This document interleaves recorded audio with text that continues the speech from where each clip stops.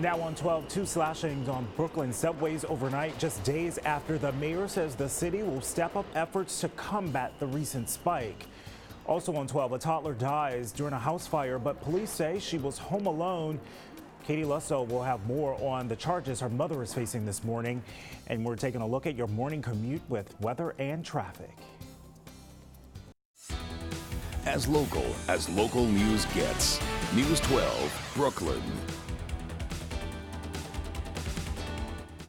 Good morning and thank you for waking up with us on this Wednesday, February 24th. I'm Kelsey Minor, your top stories in a moment. But first, Natasha Geigel has your traffic and transit report.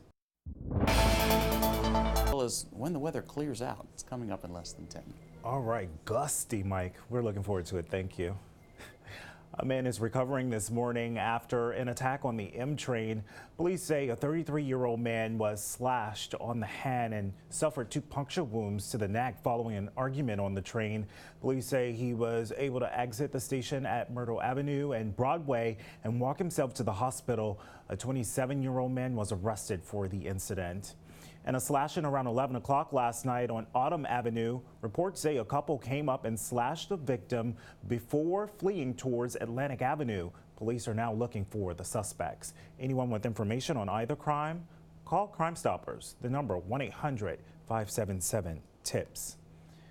The mother of a 2-year-old girl who was found dead after a fire inside their home has been charged.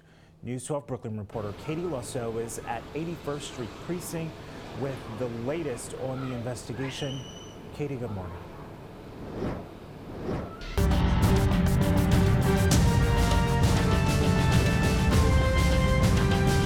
Now to the latest in the race for the White House. Presidential candidate Donald Trump dominating the Nevada Republican caucus. Results are still coming in, but in the early morning hours, he had the support of over 45% of GOP caucus goers in the state. Of course, if you listen to the pundits, we weren't expected to win too much, and now we're winning the country. And soon the country is going to start winning.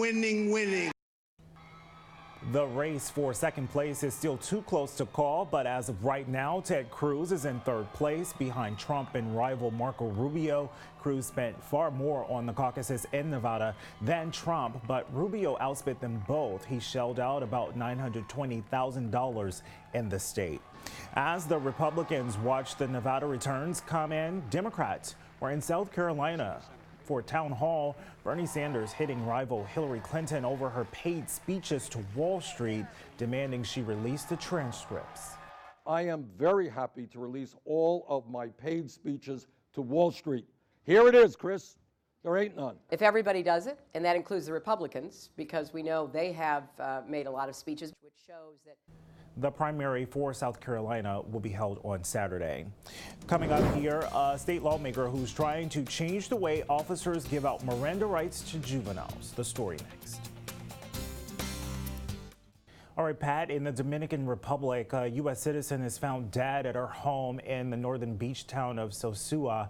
Sarah Kershaw worked as a reporter for 10 years and moved to the Caribbean town in 2014. An initial police statement saying she appears to have died from asphyxiation, although an official cause of death has not yet been determined. Several people are injured after tornadoes ripped through parts of Florida. Officials say severe storms spawned the tornadoes in Pensacola. One tornado ripped an apartment complex last night with only the bottom floors remaining standing. Elsewhere in the city, utility poles were brought down and cars were flipped over. Meanwhile, 2 people are dead and several more injured after a storm ripped through an RV park in Louisiana. You can see here the storm overturned trailers and left debris everywhere. At least 7 people suffered critical injuries and 30 others are hurt. All right, let's bring it back home here now to Brooklyn and talk weather with meteorologist Mike Favetta. Tornadoes for them, rain for us. Yeah, rain and winds, big temperature swings just over the next 4 days. All right, so wind, rain, wind, rain, wind and rain. A little bit of thunder and lightning in there too. Okay, I guess we have to accept it. I'm like, thank you. To the state capitol now, where anti-hunger activists are lobbying lawmakers for $16.5 million more and funding for the Hunger Prevention and Nutrition Assistance Program. Advocates from the Food Bank for New York City saying the extra funding is needed because of increased demand and higher food prices. They're reporting more than 3 million New York residents rely on emergency food programs. Pat, let's talk entertainment. Kesha breaking her silence after a court denies her request to break her contract with Sony. Kesha taken to Instagram saying the support I have received has left my face swollen from tears. I love you all so much. A statement too large for this is coming. Kesha tried to break her contract with the company after accusing her producer, Dr. Luke, of sexual assault. A tearful Celine Dion has returned to the stage in Las Vegas following the death of her husband, Renee Angelil. The first 20 minutes of the show were streamed live last night, and the tribute began with a quote from Dion, followed by a slideshow of family pictures and video. The audience greeted Dion with standing ovation and thundering applause as she walked onto the stage and sang with "One More Look at You" and "Watch Closely Now." Celine took a few minutes to address the audience and said it's amazing that with Renee no longer here physically with her, he is even more present. Renee is the only man that I have known all my life. He always made me feel that we were on our first date. We were one. And nothing has changed.